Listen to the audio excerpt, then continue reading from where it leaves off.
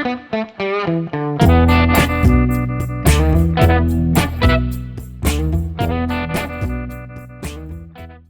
right, well, welcome to Shred from the Shed. This is Brian Watson, and today we're celebrating. As of August 14th, last Friday for this recording, I am pleased to say that the legislative proposals for the new Shred changes has finally come out.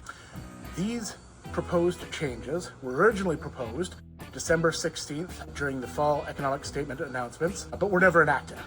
There were a lot of changes that were announced at that time, though, to the SR&ED program, and the draft legislation has now come out, and we're going through that basically as we speak. But the good news is we have draft legislation. That means the next step is only that it has to get legislated in the fall session. So what does this all mean? There are a lot of good changes to the SR&ED program that have been recommended and look like are going to be legislated. A few of those changes include the re-inclusion of capital expenses, and they separate capital from current SR&ED. We'll get into the definitions on all of these and do separate episodes on each one of these new terms and eligible expenses. But capital is back in, and it looks like it's going to be refundable up to about 40%.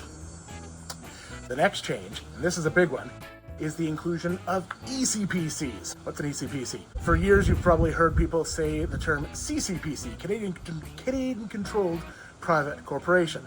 Well, now there's a new classification, eligible Canadian Public Corporations.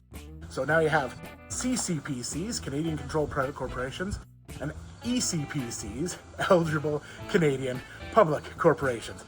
It's going to get a little confusing, but the good news is eligible Canadian public corporations are now eligible for, or will be once it's legislated, refundable SR&ED tax credits. The big impact of this is that it resolves a question of basically why were we penalizing our companies that had to go public to raise money to grow by not allowing them to access refundable SR&ED. So those are two major changes that are coming about.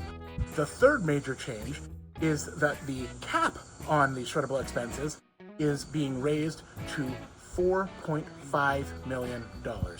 Now, earlier this year, we had heard the number $6 million. In the fall economic statement, it was $4 million, $4.5 million.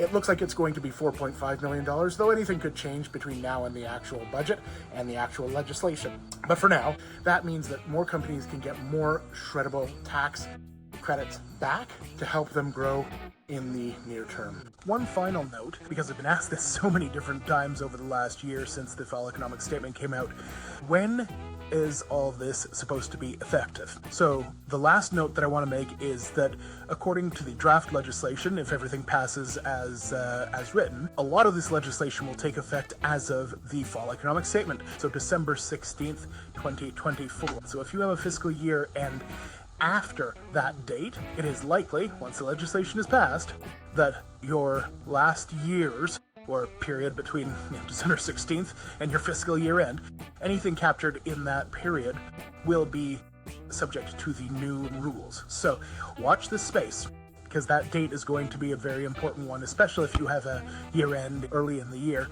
The entire past 12 months before that, the capital that you've acquired be subject to the new rules. As I say, we'll go through all of these different changes, and there are more over the next couple weeks on Shred from the Shed, but we wanted to put out a little announcement that these have indeed been, the draft legislation has indeed been released, and that gives us hope that these will be legislated in the fall session of the House of Commons. Thank you for tuning in today. Look forward to answering any questions, and we'll talk to you soon. Bye-bye.